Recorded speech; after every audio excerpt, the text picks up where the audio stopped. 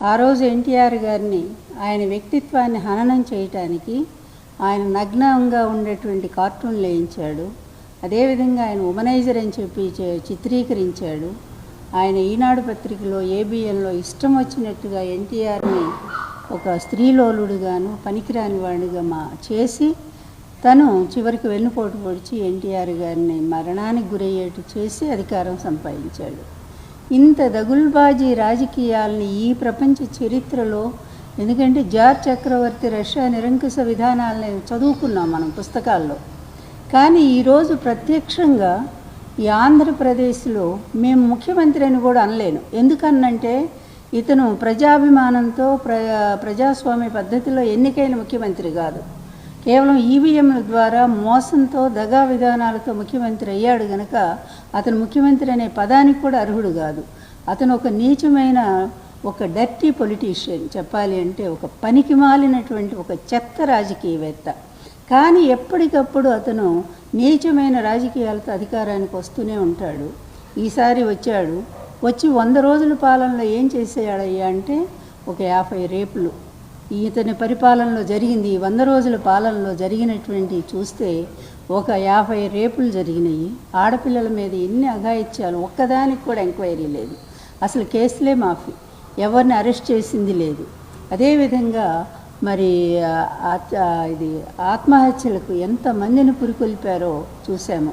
తర్వాత హత్యా రాజకీయాలు, ఎంతమందిని వెంటబడి ఈ దగుల్బాజీ ఇతని కొడుకు ఒకడు ఉన్నాడు, రెడ్ బుక్ అట, ఇతనేదో పెద్ద ప్రపంచ సోషలిస్ట్ అయినట్టుగా, ఇతనేదో దేశాన్ని ఉద్ధరించి ఈ సమాజాన్ని బాగు చేస్తున్నట్టు ఒక రెడ్ బుక్ అనే దాన్ని తీసుకొచ్చి ఈ తండ్రి కొడుకులు ఒక దోపిడీగాళ్ళు అనేది ప్రపంచ చరిత్రలోనే తెలుసు, అందరికీ తెలిసినటువంటిది. రాజకీయ చరిత్రలో ప్రతి దేశంలో కూడా తెలుసు చంద్రబాబు ఏంటో అతని కొడుకు ఏంటో. ఇలాంటి ఈ దగుల్బాజీలు ఇద్దరూ కూడా కలిసి రాష్ట్రాన్ని నిండా ముంచారు. నిజంగానే ఒక పద్ధతి ప్రకారం జగన్మోహన్ రెడ్డి గారు ఎంత చక్కగా కరోనా వచ్చినా కూడా తన 5 సంవత్సరాలలో ఒక ఆర్థిక క్రమశిక్షణను పాటించి రాష్ట్రాన్ని, పేద వర్గాల్ని దాదాపు 98.9% ఆయన ఇచ్చినటువంటి హామీలు మొత్తాన్ని అమలు చేసి ఇటు విద్యా వ్యవస్థని అటు ఆరోగ్య వ్యవస్థని బాగు చేసి పేద పిల్లలు కూడా ఇంగ్లీష్ చదువుకోవాలి, పేద పిల్లలు కూడా కేంబ్రిడ్జ్ విశ్వవిద్యాలయాల్లో చదువుకొని అర్హత సాధించాలి అని ఒక్క రూపాయి కూడా ఖర్చు లేకుండా బట్టలతో సహా పుస్తకాలతో సహా అన్నీ ఇచ్చి స్కూల్స్ రూపురేఖలన్నీ కూడా మార్చి ఆ పిల్లల్ని ఐక్యరాజ్య సమితి పంపించి ప్రతిష్టని, ఆంధ్రప్రదేశ్ ప్రతిష్టని ఐక్యరాజ్య సమితి తీసుకుపోతే ఈరోజు ఈ దగుల్బాజీ పాలనలో 100 రోజుల పాలనలో స్కూళ్ళు మళ్ళీ ఏడుస్తూ ఉన్నాయి. అతని పాత ముఖ్యమంత్రిగా ఉన్నప్పుడు అతని హయాంలు ఎలా ఉన్నాయో ఈరోజు మళ్ళీ నారాయణ చైతన్య కాలేజీలకు పోవాలి, ఈ స్టూడెంట్స్ అంతా డబ్బున్న వాళ్ళే చదువుకోవాలి, ఈ పేద పిల్లలు చదువుకోకూడదు అనే ఒక దుర్మార్గమైన విధానం కళ్ళ ముందు చూస్తున్నాం. ఫీజు రీయింబర్స్మెంట్ లేదు, పిల్లలకు అందించేటువంటి ఆహారంలో కల్తీ ఆహారం ఇస్తూ ఉన్నారు, ఎంతమంది హాస్పిటల్ పాలైపోతున్నారు. అదేవిధంగా పిల్లల గూడవల్లి హాస్టల్ అనుకుంటాను, అక్కడ దాని మీద కెమెరాలు పెట్టి బాత్రూముల్లో ఆడపిల్లల మీద చేసి వాళ్ళు రోడ్డు మీదకి వచ్చి ఏడిస్తే వాళ్ళని బెదిరించి పంపించారు తప్ప కేసు ఎంక్వైరీ లేదు. ఏమిటి ఇతని పాలన, ఇతను సాధించింది ఏంటి? ఆ రోజు జగన్మోహన్ రెడ్డి గారు ఇచ్చిన సంక్షేమ పథకాలన్నీ అటకెక్కించాడు. జన్మభూమిని మళ్ళా తీసుకొచ్చి ముందు పెట్టాడు. ఇసుక దోపిడీ ఏ విధంగా జరుగుతుందో కళ్ళారా చూస్తూనే ఉన్నాము. ఈ 100 రోజుల పాలన పేదల పాలిటి ఎంత ఘోరంగా తయారైందంటే, ఒరే బాబు ఎప్పుడు పోతావురా నువ్వు, ఎలక్షన్లు వస్తే బాగుండు, మాకు మళ్ళీ మా జగన్మోహన్ రెడ్డి గారిని తెచ్చుకుంటామనే స్థాయికి దిగజారారు.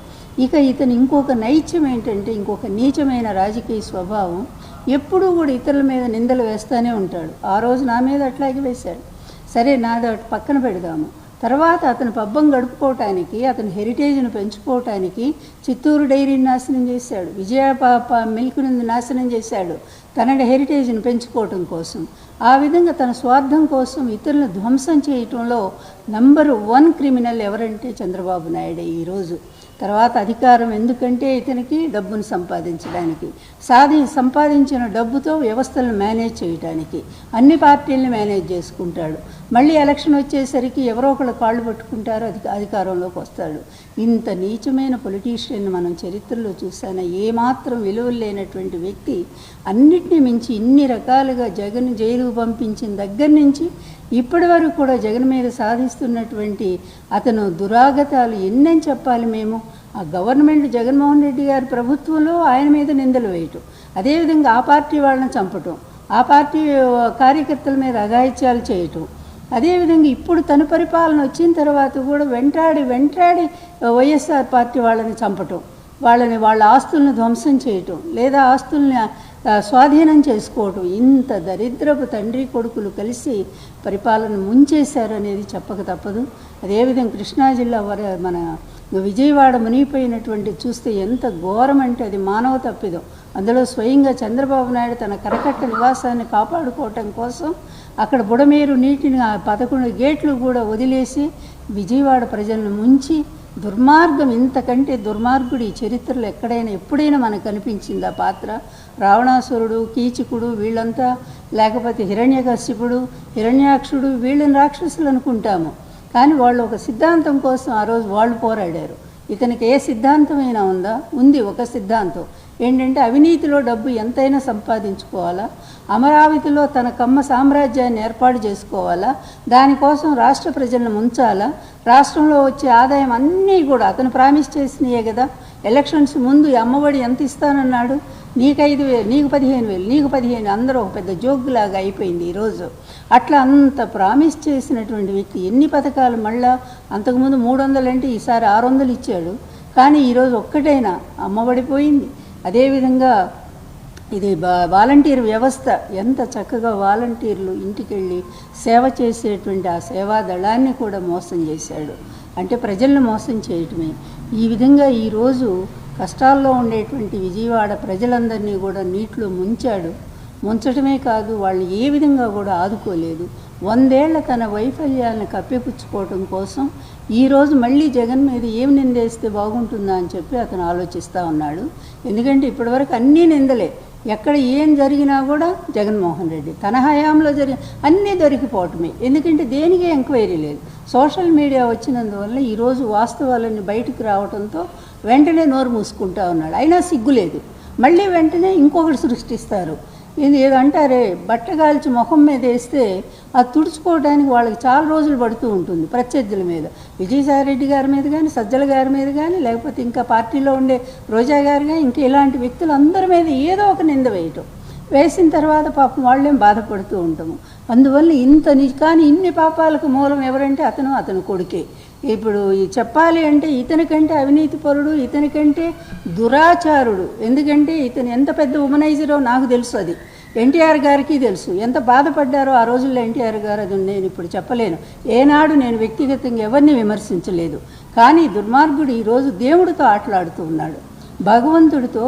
ఎంత ప్రతిష్టాత్మకమైనటువంటి మరి తిరుపతి దేవాలయం ఇన్ని సంవత్సరాలుగా స్వామి ప్రపంచంలో ఉండే భక్తులందరినీ ఆకర్షించుకొని ఒక ప్రఖ్యాతి చెందినటువంటి దేవాలయంగా ఒక ప్రతిష్టను సాధించి మన అదృష్టం కొద్దీ ఆంధ్రప్రదేశ్లో ఉంటే, దురదృష్టం కొద్దీ ఈ దుర్మార్గుల చేతిలో ఈరోజు స్వామివారికి కూడా కళంకం వచ్చేటువంటి పరిస్థితి వచ్చింది. ఒక్క దానికైనా ఎంక్వైరీ ఉందా? నిన్ననే చూశాను, ఆమె ఏఆర్ కంపెనీ వాళ్ళు, మేము జూలైలో మేము సప్లై చేసిన వెంటనే వాళ్ళు మరి టెస్టుకు పంపించారు. టెస్ట్ కూడా ల్యాబ్ తిరుపతిలో ఉంది స్పష్టంగా. అక్కడ ఎప్పటికప్పుడు, ఎందుకంటే ఈరోజు కాదు కదా, 100 సంవత్సరాలుగా నెయ్యికి టెస్టులు జరుగుతాయి. బాగా లేకపోతే దాన్ని తిప్పి పంపిస్తూనే ఉంటారు, బాగున్న వాటిని స్వీకరిస్తూ ఉంటారు. ఇతని గవర్నమెంట్లోనే జరిగింది. జూను జూలై ఎవరు? చంద్రబాబు నాయుడే కదా. ఆ రోజు వచ్చిన రిపోర్ట్ ఆయన ఏం చెప్పారు? మేము కల్తీ జరిగింది, అందులో ఇప్పుడు ఆ రోజు జరిగినటువంటి రిపోర్ట్ని ఆ రోజే బయట పెట్టాలి. నిజంగా గత ప్రభుత్వంలో జరిగిందనే దాని మీద బయట పెట్టాలి. కానీ అలా పెట్టకుండా ఈ నెల దాకా ఆగి, ఎందుకంటే ఇప్పుడు మళ్ళీ 100 రోజులు ఈయన పాలన మీద ప్రజల్లో పోవాలి. ప్రజల్లో చాలా గుడ్ పాలన అంటే, మంచి పాలన అంటే అయ్యింది. అది చెప్పుకోవాలంటే జగన్మోహన్ రెడ్డి గారు మంచి పరిపాలన ప్రజలు మర్చిపోవాలంటే జగన్మోహన్ రెడ్డి గారు ఇలా చేశారా, దేవుడికి అపచారం చేశారా అని ప్రజలు చర్చించుకోవాలా. ఇంత నీచమైన రాజకీయాలు ఇంకెవరైనా చేయగలరా? ఇంత దరిద్రపు, ఇంత డర్టీయెస్ట్ పొలిటీషియన్ మనం ఎక్కడైనా చూసామా? ఎంత దారుణం అండి. నిజంగా టెస్ట్ చేయటం ఆనవాయితీ దేవస్థానానికి. చేసిన తర్వాత అందులో కల్తీ ఉంటే వెనక్కు పంపించడం కూడా ఆనవాయితీ. అధికారులు ఉన్నారుగా. ఈవో కూడా ఎంత దుర్మార్గుడండి, రాగానే ఈవోకి ఆయన ఈవో ఇచ్చాడు అంటేనే వాళ్ళిద్దరి సంబంధం ఏంటో అర్థమవుతూ ఉంది. అతను కూడా ముందు ఒక మాట అంటాడు, వనస్పతి కలిసిందంటాడు, మళ్ళీ తర్వాత ఏమో కాదు కాదు అని నిన్నేమో మళ్ళీ మాట మార్చాడు. అంటే వాళ్ళ బాస్ ఏం చెప్తే అది ఒక ఫ్యాబ్రికేషన్, ఒక సర్టిఫికెట్, ఒక దొంగ నకిలీ ఫేక్ తీసుకొచ్చి అది చూపిస్తారు. కానీ ఎక్కడైనా అండి ఒక్కటే మేము అడుగుతుంది, నకిలీ అని తెలిసిన తర్వాత ఆ నెయ్యిని ఎప్పుడైనా సరే లడ్లకు వాడారా? లేదు కదా. అది వెనక్కి పంపిస్తారు. టెస్ట్ జరిగాకే కదా లడ్డుల్లో వాడేది, ప్రసాదాల్లో వాడేది. మరి నకిలీ అని తెలిసినాక లడ్డుల్లో ఎట్లా వాడారు? దీనికి సమాధానం చెప్పాలిగా. ఏదైనా వారం రోజులే కదా, ఈ వారం వారం కూడా నెయ్యి మారుతూనే ఉంటుంది కదా, వారం వారం ప్రసాదాలు తయారు చేస్తూనే ఉంటారు కదా. మీ టైంలో జరిగినటువంటి ఈ నకిలీని నువ్వు కనీసం ఆ కంపెనీ పేరు కూడా మెన్షన్ చేయకుండా అతి దారుణంగా ఈరోజు వాళ్ళ మీద మరి కేసు పెట్టాలి కదా. కానీ ఈరోజు ఒకటే మేము చెప్తా ఉన్నాము, లడ్డుల్లో ఈ ప్రసాదాల్లో ఏ కల్తీ జరగలేదు. చంద్రబాబు నాయుడు దుర్మార్గపు ఆలోచనలో కల్తీ జరిగింది. పాయిజన్ మెంటాలిటీ, ఎందుకంటే పాము కంటే కూడా నీచమైనటువంటి ఒక మనస్తత్వం, ఒక కలునకు నిలువెల్ల విషము గదరా సుమతి అంటాడు సుమతి బద్దెన గారు. అందువలన వృశ్చికమునకు తోకనుండు, తేలుకేమో తోకలో ఉంటుంది, అలాగే పాముకేమో పడగలో ఉంటుంది విషము. కానీ కలుడు దుర్మార్గుడైనటువంటి వాడికి నిలువెల్లా విషం ఉంటుందంటానికి ఈరోజు చంద్రబాబు నాయుడు గారిని మనం ప్రత్యక్షంగా చూస్తూ ఉన్నాము. ఇంత స్పష్టంగా ఇతను చేసింది ఫేక్ ప్రచారం అనేది ఇంత స్పష్టం. పైగా వాళ్ళ ఉంది కదా ఐటీడీపీ, దాని ద్వారా ఒకే మెసేజ్ అందరికి వెళ్ళిపోద్ది, ఏమి మార్పు ఉండదు, అందరికి ఒకే రకమైన మెసేజ్. మీరు తిన్నారు, లేకపోతే ఆ అమ్మాయిలు తిన్నటువంటి వాళ్ళు పడిపోయారు, ఏమి అబద్ధాలండి.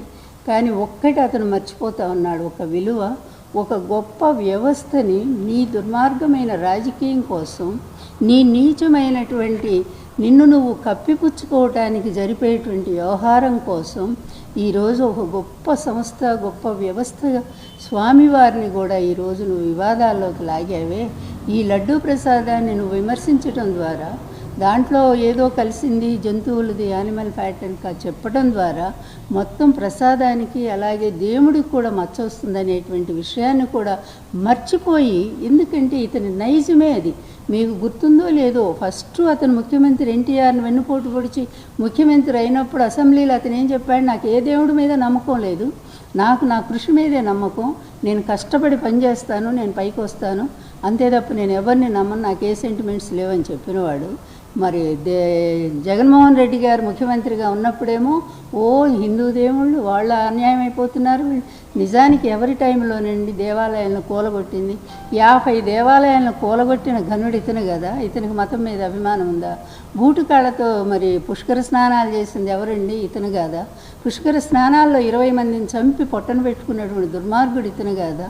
తర్వాత మొన్న 70 మందిని ఈ కృష్ణా జలాల్లో ముంచి చంపింది నువ్వు కాదా?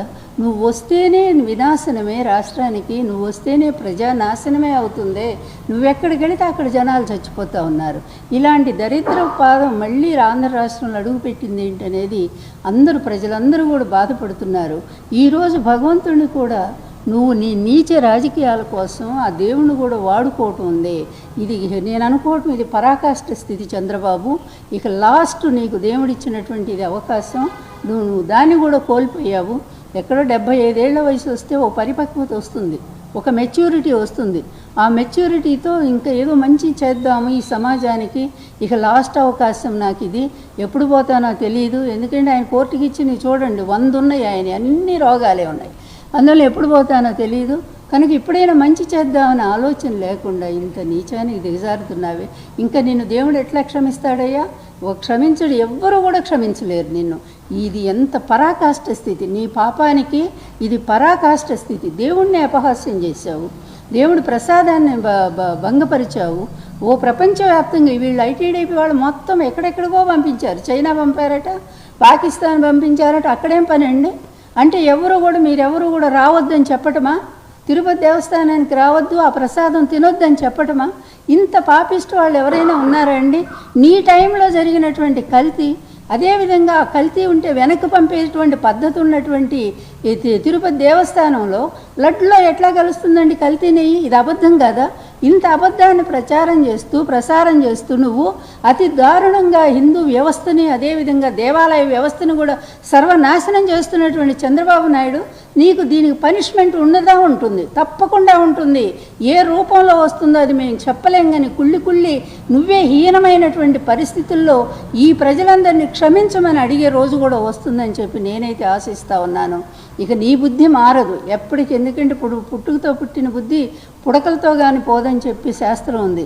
అందువల్ల నీ బుద్ధి మారదు, నీ కొడుకు బుద్ధి మారదు. ఇలాంటి దుర్మార్గాలకు కేర్ ఆఫ్ అడ్రస్గా మీ ఇద్దరు కూడా అలాగే మిగిలారు. అందువల్ల దానికి తగినటువంటి ఫలితం ఈ ప్రకృతి చూపిస్తుంది. దాని పాపం ఇప్పటికే నువ్వు అనుభవిస్తున్నావు, తెలుసది, మాకు తెలుసు ఎట్లా అనుభవిస్తున్నావు అనేది. అయినా సరే ఇంకా కూడా నువ్వు అనుభవించాల్సినటువంటి పరిస్థితి ఉంది. అతి దారుణంగా భక్తులందరికీ నేను సవినయంగా చెప్పేది ఒక్కటే, చంద్రబాబు చెప్పాడు అంటే దయచేసి ఎవరూ నమ్మొద్దు. చంద్రబాబు నోటి వెంట అతను పుట్టిన దగ్గర నుంచి ఇంతవరకు ఒక్క నిజం కూడా రాలేదు. అందువల్ల అబద్ధము అంటే చంద్రబాబు నాయుడు, అరాచకము అంటే చంద్రబాబు నాయుడు, అవినీతి అంటే చంద్రబాబు నాయుడు, అప్రజాస్వామ్యం అంటే చంద్రబాబు నాయుడు. ఇన్ని అవలక్షణాలు ఉన్నటువంటి చంద్రబాబు నాయుడు అడ్డదారిని వస్తాడు తప్ప మీ ప్రజాభిమానంతో అతను ఎప్పుడూ కూడా కాలేడు. అందుకే అబద్ధాలు ప్రచారం చేస్తూనే ఉంటాడు. దేవాలయాలు కూలగొట్టారని ఆ రోజు జగన్మోహన్ రెడ్డి గారి మీద వేసి, ఆ విధంగా కూడా అతనే కదా కూలగొట్టాడు. దేవుడి విగ్రహాలను ధ్వంసం చేసింది కూడా అతనే కదా. ఈ పాపిష్టివాడికి ఆ దేవుడి శాపం తగలదా? అన్ని దేవతా విగ్రహాలను కూలగొట్టావే జగన్మోహన్ రెడ్డి గారి ప్రభుత్వంలో. మహానుభావుడు జగన్మోహన్ రెడ్డి గారు మళ్ళీ అన్నిటినీ కూడా నిర్మించుకుంటూ వచ్చాడు, దేవాలయాలన్నీ కూడా. అదేవిధంగా పూజారులను ఎంత బాగా చూసుకున్నాడో, ఎన్నో దేవాలయాలు కట్టాడు. విజయవాడలో నువ్వు పడగొట్టినవన్నీ కూడా మళ్ళీ వాటిని నిర్మించాడు. మంచి పనులు చేసినటువంటి అతని మీద నిందలు వేయటానికి, ఆయన మీద వేసిన నిందల ద్వారా నువ్వేదో లబ్ధి పొందటానికి, జనంలో పోవటానికి, ఇంత నీచానికి దేవుడిని కూడా వాడుకోవాల్సినటువంటి అవసరం ఉందా చంద్రబాబు నాయుడు? దీనికి తగిన ఫలితం మాత్రం తొందరలో నువ్వు అనుభవిస్తావని చెప్తా ఉన్నాను. అది ఫేక్ ల్యాబొరేటరీ, అది గుజరాత్లో ప్రైవేట్ సంస్థ. అది ప్రైవేట్ది, అది ఒక్కటే. మీరు ఇదొక్కటే 100%. ఇప్పుడు మా పార్టీ వాళ్ళే సుప్రీంకోర్టుకి, హైకోర్టుకి కూడా లెటర్లు రాశారు. హైకోర్టులో ఆల్రెడీ కేసు కూడా వేశారు. ఇది రేపో ఎప్పుడో ఉంది ఆ కేసు కూడా. అసలు ఇంత దారుణం, మోసాలు ఏమిటయ్యా మీకు? కరెక్ట్.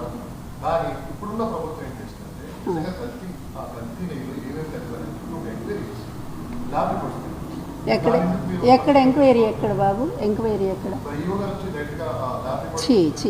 సరే, ఇదే ఈవో ఏం చెప్పాడు జూలై 10వ తారీఖు? ఒక్కసారి చూడండి మీరు ఏం చెప్పారు అందులో. యానిమల్ ఫ్యాట్ కాదు కదా, చూడండి బాబు మీరు.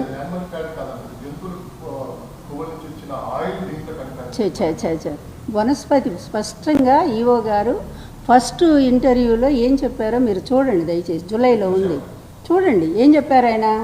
ఇది శాఖలకు సంబంధించింది, అంటే వెజిటబుల్కి సంబంధించినటువంటి ఫ్యాట్ కలిసింది. వెజిటబుల్ ఫ్యాట్ అంటే వనస్పతి, అదే డాల్డా అంట. వినండి బాబు, డాల్డా అని కదా ఆయనే చెప్పారు కదా, ఈవోనే కదా చెప్పారు. మళ్ళీ ఆయన చేత మార్పించి సెప్టెంబర్లో ఎందుకు మళ్ళీ ఇంకో స్టేట్మెంట్ ఎందుకు ఇప్పిస్తారు? అంటే ఒకే ఈవో 2 రకాల స్టేట్మెంట్లు ఇస్తాడా? నీకు ఒకవేళ కలిసిందంటే ఆ రోజు అది పంపించాలి కదా. పైగా ఎప్పుడు టైంలో వచ్చింది అది? జూను జూలైని స్పష్టంగా ఏఆర్ సంస్థ చెప్పింది కదా. మీరు చూడండి, వాళ్ళ రిపోర్ట్ కూడా చూడండి. జూను జూలైలో మేము సప్లై చేసాము అంది. జూన్ జూలైలో ఎవరున్నారు? చంద్రబాబు నాయుడు గారే కదా ఉంది. ఏది కాంట్రాక్ట్స్ అట్లా ఇప్పుడు కాదు, అట్లా అనుకుంటే చంద్రబాబు నాయుడు గారి టైం నుంచి ఉన్నాయి ఇవన్నీ, అప్పటి నుంచి ఉన్నాయి. చూడండి ఒకసారి మీరు దయచేసి చూడండి.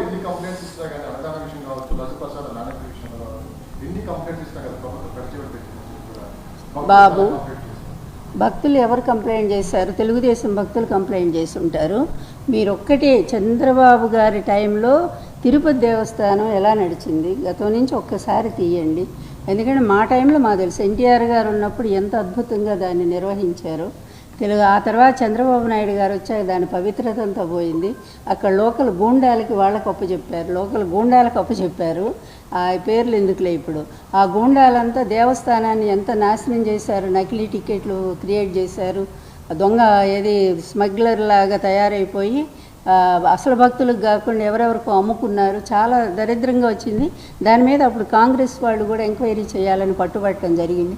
చంద్రబాబు పరిపాలనలో ఏ ఒక్క వ్యవస్థ కూడా సరిగ్గా జరగలేదంటానికి నేను నా పుస్తకం రాశాను ఆల్రెడీ. కావాలంటే ఆ పుస్తకం మీకు పంపిస్తాను. నేను చూడండి, ప్రతిదీ నిర్వీర్యం చేయటమే, గవర్నమెంట్ వ్యవస్థలన్నీ నిర్వీర్యం. ఈరోజు ఈ 100 రోజుల్లోనే మనం చూస్తూ ఉన్నాము ఎంత స్పష్టంగా ఈ 100 రోజుల్లో అతను నిర్వీర్యం చేసిన సంస్థలన్నీ కూడా ఇప్పుడే రాసి పెట్టుకున్నా నేను. ఒక్క నిమిషం.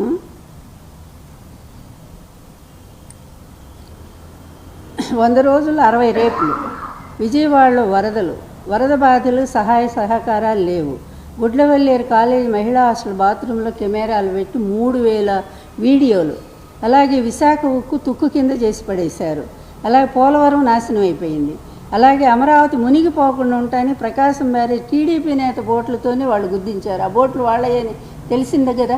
ముందు ఏం చెప్పారు, ముందు జగన్ పంపించాడు అన్నారు. తీరా చూస్తే ఎవరు అంటే టీడీపీ నేతలే. వాళ్ళే పెద్ద ఉత్సవాలు చేశారు, పసుపు జెండాలు కట్టి వాళ్ళ బోట్లే వచ్చినాయి. దాన్ని కూడా మేము తప్పుపట్టలే, ఎందుకంటే వరదల్లో కొట్టుకొని వస్తాయి. కానీ రాజకీయం చేసింది ఎవరు, చంద్రబాబు చేశాడు, ఈ జగన్ పంపించాడని అన్యాయంగా ప్రతిదీ ఏదైనా అక్కడ తుమ్మితే జగను, ఇక్కడ ఎవరికైనా ఎక్కిళ్ళు వస్తే జగను, ఏదైనా వస్తే జగను. ఇంత అన్యాయమైనటువంటి పాలకుడిని ఇన్నేళ్ళ మీ సీనియారిటీ, దరిద్రపు సీనియారిటీ ఎందుకన్నా పనికి వస్తుందా? ఒక్కటే బాబు, ఈరోజు ఇన్ని అబద్ధాలు, దేవుడితో ఆటలు ఆడొద్దు, దేవుడు వ్యవస్థను నాశనం చేయొద్దు. ఎందుకంటే మన హిందూ ధర్మానికి ఒక ప్రత్యేకగా వెంకటేశ్వర స్వామి ఉన్నారు. నాకు ఒక డౌట్ వస్తూ ఉంది, బస్ నా డౌటే, ఇది పార్టీ విధానం అని నేను చెప్పట్లేదు, కేవలం నా వ్యక్తిగతమైనటువంటిదే. ఇతని రహస్య స్నేహితులు చాలామంది ఉన్నారు. అందువల్ల వెంకటేశ్వర స్వామిని ఆంధ్ర నుంచి తరలించడానికి ఏదైనా కుట్ర జరుగుతుందా అనేది అనుమానం కూడా నాకు వస్తూ ఉంది. ఇది కేవలం నా వ్యక్తిగతమని చెప్తున్నాను నేను. ఎందుకంటే నిన్న కాంగ్రెస్ పార్టీ అధినేత కూడా ఒక స్టేట్మెంట్ ఇచ్చారు. ఇది ఏదో తమిళనాడుకి సంబంధించిన స్టేట్మెంట్, అదంత ఫాలో అవ్వలేదు నేను. అదేవిధంగా ఇతను కూడా తన స్వార్థం కోసం, మీరు ఆలోచించి చూడండి, ఇతను ఆంధ్రాలో కంటే ఇతని ఆస్తులు ఎక్కడున్నాయి, తెలంగాణలో ఎక్కువ ఉన్నాయి, అలాగే తమిళనాడులో ఇంకా ఎక్కువ ఉన్నాయి ఇతని ఆస్తులు, కర్ణాటకలో ఇక బోలెడు ఉన్నాయి, లెక్కే లేవు. ఇక విదేశాల్లో అయితే సింగపూర్ మొదలుకొని మలేషియా మొదలుకొని మారిషస్ మొదలుకొని అసలు అమెరికాలో డల్లాస్ ఎన్ని దేశాల్లో ఇతని ఆస్తులు ఉన్నాయో అతను కూడా మైండ్ పోయి ఉంది, లెక్క పెట్టుకోవడానికి లేని పరిస్థితుల్లో ఉండిపోయాడు అతను. రేపు అవన్నీ ఎటుపోతాయో ఎవరుగా చేస్తారో అది దేవుడికే తెలియాలా. కానీ ఎందుకు ఇంత పనికిమాలిన నీచ చరిత్ర అంటగట్టుకొని చివరికి మన దేవుడి విలువ నిజంగానే ఒక జరిగింది అనుకుందాము, ఒక లోపం జరిగింది అనుకున్నాం, రహస్యంగా ఎంక్వైరీ చేసి ఆ వ్యక్తులను అరెస్ట్ చేసి జైలుకు పంపించు. కానీ ఇలా ఓపెన్గా మాట్లాడి అసలు వ్యవస్థనే దెబ్బతీస్తే ఎవరికి నష్టం? అందరూ కూడా ఇలా నమ్మితే అది కూడా ఇంకా దుర్మార్గ ప్రచారం. ఆ లడ్లు దీని ఆడవాళ్ళు పడిపోయారు, ఈ లడ్లు దీని మా ఆడవాళ్ళ కడుపులో నొప్పి, ఇంత నీచమైన ప్రచారం అంటే అసలు నువ్వు ఎవరి మీద ఎక్కువ పెట్టినట్టు? ఇది జగన్ ఏదో ఇచ్చేద్దాం అనుకొని, జగన్ బదనాం చేద్దాం అనుకొని వెంకటేశ్వర స్వామిని చేస్తున్నావే నువ్వు. అదే జరిగితే రేపు ఈ ప్రసాదాలు తింటారా ఎవరైనా? ఈ స్వామి భక్తులు వస్తారా? ఇలాంటి దుర్మార్గపు ప్రచారానికి నువ్వు మరి ఇట్లా తెగనాడితే ఇక నీ పరిస్థితి ఏంటో కూడా చెప్పడానికి వీల్లేదు. మంచి చెడు, అదేవిధంగా సక్రమం అక్రమం ఒక తేడా తెలియనటువంటి పరిస్థితుల్లో చంద్రబాబు నాయుడు ప్రవర్తిస్తూ ఉన్నాడు. నువ్వు ఈ ఎదుటి వాళ్ళ మీద నిందలు వేయటం కోసమే స్వామివారిని వాడుకోవటం కూడా చాలా దురదృష్టం. మేము ఒక్కటే అడుగుతున్నాం, సిట్టింగ్ జడ్జి చేత వెంటనే ఒక ఎంక్వైరీ వేయించండి దయచేసి. సిట్టింగ్ జడ్జి చేత, సిన్సియర్గా ఉండేటువంటి ఒక జడ్జి చేత మేము బీజేపీ వాళ్ళని అడుగుతూ ఉన్నాం. ఎందుకంటే కూటమిలో ఒక భాగస్వామ్యంగా ఉన్నారు కనుక ఈ బీజేపీ ప్రభుత్వం వెంటనే హిందూ ధర్మ పరిరక్షకులను కంకణం కట్టుకున్నటువంటి మీరు వెంటనే దీని మీద ఎంక్వైరీ వేయించండి. ఆ నెయ్యి ఎప్పుడు వచ్చింది, అదేవిధంగా ఆ నేతిలో కలిపితే అది లడ్డులో ఎలా కలుస్తుంది, ముందునే టెస్ట్ చేసి పంపించారు కదా, వెనక్కి పంపారు కదా, పంపినాక లడ్డుల్లో గెలవటానికి అవకాశం ఉంటుందా? ఇలాంటి దుర్మార్గాన్ని వెంటనే కనుక ఎంక్వైరీ ద్వారా నిరూపించకపోతే స్వామివారి ప్రతిష్ఠ దెబ్బతింటుంది. మేము డిమాండ్ చేస్తుంది ఒక్కటే, బీజేపీ గవర్నమెంట్ కాదు, కూటమి. ఈ కూటమి ప్రభుత్వం వెంటనే దీని మీద విచారణ జరిపించాలి అని చెప్పి దానికి ఒక కమిటీ వేయమని చెప్పి మేము అంటున్నాం.